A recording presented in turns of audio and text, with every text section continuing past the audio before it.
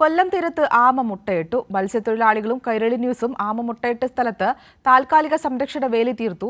Social forest ആമ മുട്ട പുറത്തെടുത്ത് സംരക്ഷിക്കും. ഇക്കൊല്ലത്തെ ആദ്യ ആമ പ്രജനനത്തിന് നാട്ടുകാർ സാക്ഷ്യം വഹിച്ചു.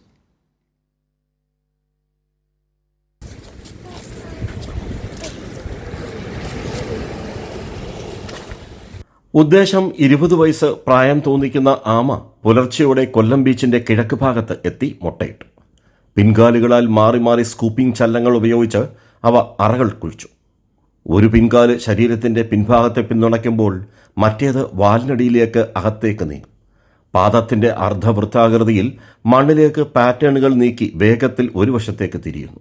പിൻകാൽ ഉറപ്പിച്ച് മണ്ണ് പുറത്തേക്ക് ചികഞ്ഞിടുകയും ചെയ്യുന്ന ആമയുടെ അറ നിർമ്മാണം പ്രഭാത സവാരിക്കാൻ ഉൾപ്പെടെ കൗതുകത്തോടെ സാക്ഷ്യം വഹിച്ചു.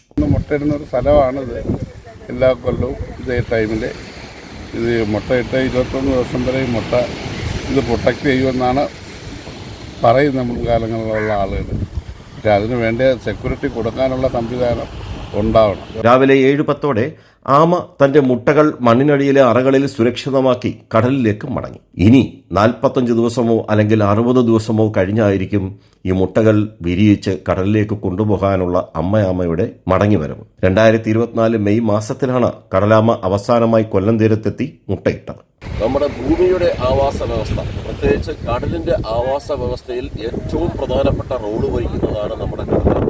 നമ്മുടെ കൊല്ലം ബീച്ച് തീരം എന്ന് പറഞ്ഞാൽ പനമ്പൂര് മുതൽ കൊല്ലം ബീച്ച് വരെയുള്ള ആ മേഖലയിലാണ് ഇതിനോടകം ഏതാണ്ട് 100 കണക്കിന് ആമകൾ ഇതുപോലെ വന്ന്